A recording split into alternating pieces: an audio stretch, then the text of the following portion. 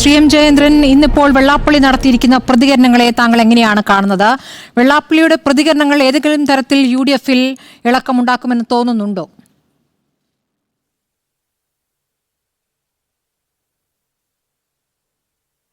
Advocate ഷായോട് സ്മൃതി ഏറ്റവും ഒടുവിൽ ചോദിച്ചല്ലോ മാതൃഭൂമി വാർത്തയെ പറ്റി.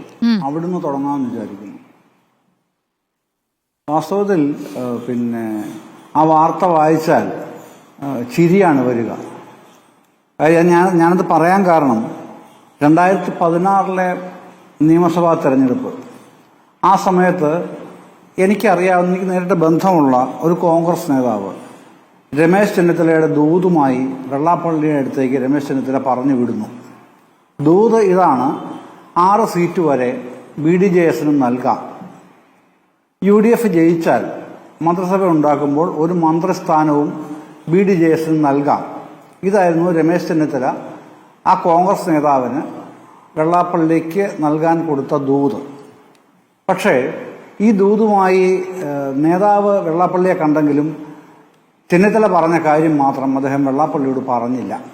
BDJS-നെ UDF-ലേക്ക് ക്ഷണിച്ചിരിക്കുകയാണ്, അതുകൊണ്ട് വരണം, 6 സീറ്റ് തരും. JSS-ന് കൊടുത്ത സീറ്റ് അവിടെ ഉണ്ട്, അതുപോലെ 5 കൊടുത്തത്, ഒന്നുകൂടെ കൂട്ടി 6 തരാം, ജയിച്ചാൽ ഒരു മന്ത്രിസ്ഥാനവും. അദ്ദേഹം അത് പറഞ്ഞില്ല. അപ്പം ഞാൻ അദ്ദേഹത്തോട് അന്ന് ചോദിച്ചിരുന്നു, ഈ 16 തന്നെ, എന്താണ് നിങ്ങളത് പറയാതിരുന്നത്? അപ്പോൾ അദ്ദേഹത്തിൻ്റെ മറുപടി, കോൺഗ്രസ് നേതാവിൻ്റെ മറുപടി, ഒരു കാര്യവുമില്ല പറഞ്ഞിട്ട്. അപ്പോൾ അവരൊക്കെ, ഒരുമാതിരിപ്പെട്ടവരൊക്കെ ഇദ്ദേഹത്തെ വിളിക്കുന്ന മുതലാളിയെന്നാണ് അഡ്വക്കേറ്റ് വിദ്യാസാഗറിനെ നന്നായിട്ട് അറിയാം. മുതലാളി ഇപ്പോൾ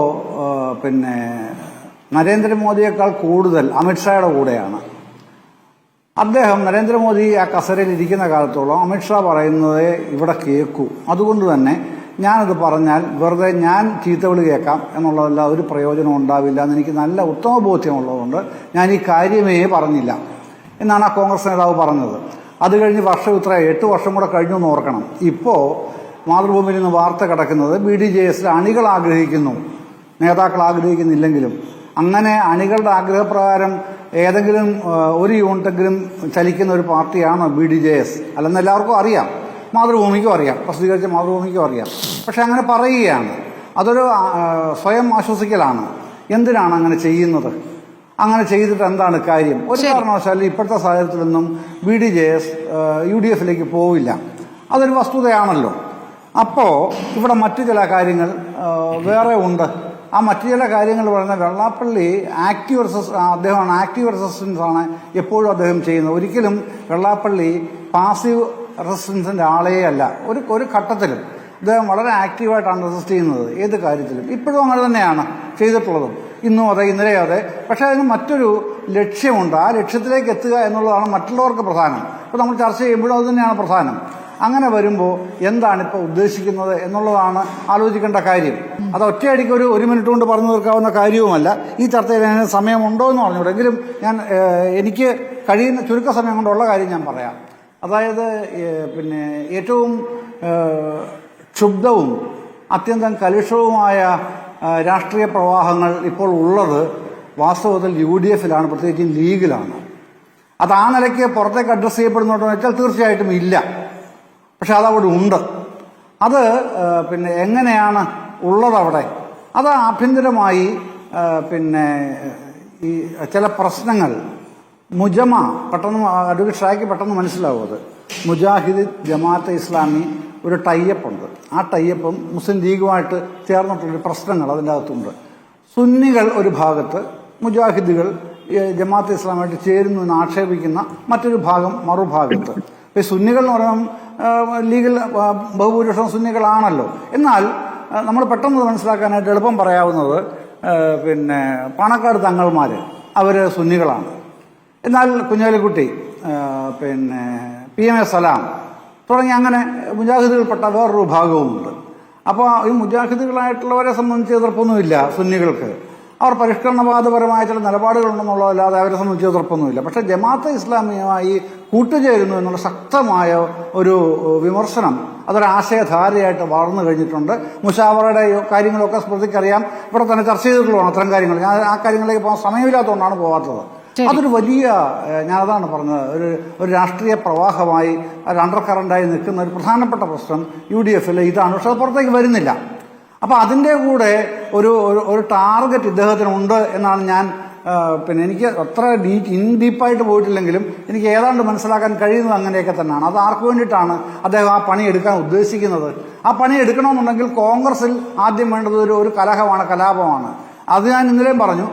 ആ തിരി ഇടലാണ് വെള്ളാപ്പള്ളി രമേശ് ചെന്നിത്തലയെ ലിഫ്റ്റ് ചെയ്യുന്നതിലൂടെ കൊണ്ടുവരാൻ ഉദ്ദേശിക്കുന്നത്. ഞാൻ ഇന്നലെയും പറഞ്ഞതാണ്, ഇന്നും അത് തന്നെ പറയുന്നു. പക്ഷെ അതിന്റെ ലക്ഷ്യം BJPക്ക് വേണ്ടി എത്രത്തോളം മുസ്ലിം സമുദായത്തെ, മുസ്ലിം ലീഗിനെ കിട്ടില്ല നമുക്കറിയാം, പക്ഷേ മുസ്ലിം സമുദായത്തിലെ ഗ്രൂപ്പിനെ എങ്കിലും എത്രത്തോളം ഈ ആക്റ്റീവ് റെസിസ്റ്റൻസിൽ കൊണ്ടുവരാൻ കഴിയും എന്നുള്ള ഒരു ലക്ഷ്യം അദ്ദേഹത്തിൽ ഉള്ളതായിട്ടാണ് എൻ്റെ ഇന്നത്തെ ഞാൻ അന്വേഷണത്തിൽ നിന്ന് കിട്ടിയ ബോധ്യങ്ങൾ. അത് പൂർണ്ണമായിട്ടും ശരിയാകുമോ അറിയാൻ കിട്ടുന്നത് വക്കീലിനാണ്, വിദ്യാസാഗർ വക്കീലിനാണ് കൂടുതൽ അറിയാൻ കഴിയുന്നത്. അദ്ദേഹത്തിന് കൂടുതൽ അടുപ്പവും ഉള്ളതാണ് ആ മേഖലയുമായിട്ട്.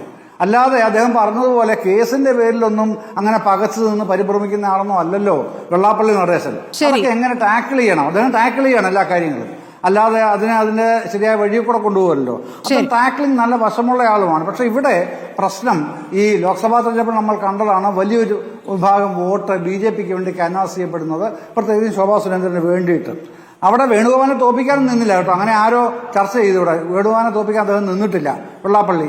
എന്ന് മാത്രമല്ല വേണുഗോപാലിന് വേണ്ടി നിന്നു, പക്ഷെ വേണുഗോപാൽ നേരിട്ട് നിന്നിട്ടില്ല. പേരൂടെ പറയുന്നത് ശരിയല്ലാത്തതുകൊണ്ട് പറയുന്നില്ല. അല്ല, അതൊക്കെ വേറെ കാര്യം. ഞാൻ പറഞ്ഞ വെള്ളാപ്പള്ളി KC വേണുഗോപാലിനെതിരായിരുന്നില്ല എന്നുള്ളതാണ് ഞാൻ പറഞ്ഞത്. മകനും പോയി ഭാര്യയും പോയി, അത് വേറെ കാര്യം. ഞാൻ വെള്ളാപ്പള്ളി സമുദായ നേതാവ് KC വേണുഗോപാലിനെതിരായിട്ടല്ല പ്രവർത്തിച്ചത്. ഏതാ എനിക്കറിയാം. അതിന്റെ ശോഭ നല്ല സ്ഥാനാർത്ഥിയാണ്, ശോഭ നന്നായി വോട്ട് പിടിക്കുമെന്നൊക്കെ പറഞ്ഞിട്ടുണ്ട്.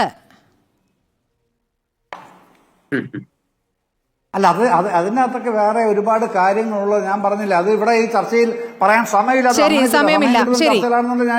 ശരി, ഒറ്റ കാര്യം കൂടി ശ്രീജേന്ദ്രൻ ഒന്ന് ചുരുക്കി പറയണം. ശ്രീജേന്ദ്രൻ, ഒറ്റ കാര്യം കൂടി. ഈ തർക്കങ്ങളും ഈ ബഹളങ്ങൾക്കുമിടയിൽ CPMന്റെ മൗനം വല്ലാതെ ശ്രദ്ധിക്കപ്പെടുന്നുണ്ട്. എന്താണത്? ഞാനത് ഇന്നലെയും പറഞ്ഞല്ലോ. CPM എന്തിനാ ഇപ്പൊ ഗർജിക്കുന്നത് അല്ലെങ്കിൽ പ്രതികരിക്കുന്നത്? എന്ത് കാര്യത്തിനാണ്? പക്ഷേ അത് സമർത്ഥമായി പ്രീണിപ്പിക്കാൻ ശ്രമിക്കുന്നു. അതാ എത്ര കേട്ടിട്ടും മിണ്ടാൻ പോലും നിൽക്കുന്നില്ല. ഇതൊക്കെ വരേണ്ട പ്രതികരണങ്ങളാണ്, ഇപ്പൊ കേൾക്കുന്നില്ല. അപ്പുറത്ത് പ്രിയങ്കയുടെ പിന്നിലും മുന്നിലും പോയത് ആരാണെന്ന് തിരക്കുന്ന രീതിയിലേക്കാണ് ഇപ്പോൾ CPM പോയിക്കൊണ്ടിരിക്കുന്നത്. പ്രിയങ്കയുടെ ജാഥയ്ക്ക് മുന്നിലും പിന്നിലും ആരാണ്? പ്രിയങ്കയുടെ മുന്നിലും പിന്നിലും അല്ല പ്രശ്നം, അല്ല, അത് നേരത്തെ അവർ പറഞ്ഞു കഴിഞ്ഞിട്ടുള്ള ഒരു സ്റ്റാൻഡ് എടുത്തിട്ടുള്ള വിഷയമുണ്ട്. മതരാഷ്ട്രവാദികൾ ലീഗിനുള്ളിലേക്ക് നുഴഞ്ഞു കയറുന്നുണ്ട്, അതിപ്പോ ആധിപത്യ സ്വഭാവത്തിലേക്ക് മാറുന്നുണ്ട് എന്ന് CPM. ശരി, അപ്പോൾ CPM ഇപ്പോൾ പ്രതികരിക്കാതിരിക്കുന്നതിൽ മറ്റു രാഷ്ട്രീയമില്ല എന്നതാണോ താങ്കളുടെ വിലയിരുത്തൽ ശ്രീജയേന്ദ്രൻ? അല്ല, പ്രതികരിക്കും എന്നുള്ളതിന്റെ സൂചന തന്നെയാണ് ഇന്നലെ വിജയരാഘവൻ അവിടെ പറഞ്ഞത്. അവർ പ്രതികരിക്കാതെ സംശയമൊന്നും വേണ്ട, അങ്ങനെ പ്രതികരിക്കാതിരിക്കില്ല എന്നേ CPM. ഞാൻ പറഞ്ഞില്ല, ഈ മതരാഷ്ട്രവാദത്തിന്റെ എലമെന്റ് അവർ പറഞ്ഞു തുടങ്ങിയിട്ടുണ്ട്. വെള്ളാപ്പള്ളി സുകുമാരൻ നായർ ഈ വിഷയത്തിൽ പ്രതികരിക്കാത്ത എന്തെന്നാണ് ഞാൻ ചോദിച്ചത്. വെള്ളാപ്പള്ളിയുടെ ആ വിഷയത്തിൽ കോൺഗ്രസിനുള്ളിൽ മാത്രം നിൽക്കുന്ന ഒരു വിഷയം, അതിൽ എത്രത്തോളം അലമ്പുണ്ടാകും നോക്കട്ടെ എന്നുള്ള സാധാരണ രാഷ്ട്രീയ കൗശലം, അതിലാണ് അവർ നിൽക്കുന്നത്. നമുക്ക് മനസ്സിലാവില്ലേ? ആ രാഷ്ട്രീയ കൗശലത്തിലാണ് അവർ നിൽക്കുന്നത്.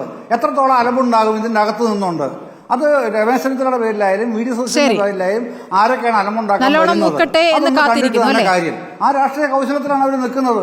ശരി, അതെ, അത് തന്നെയാണ് കാര്യം, മറ്റൊന്നുമല്ല. ശരി.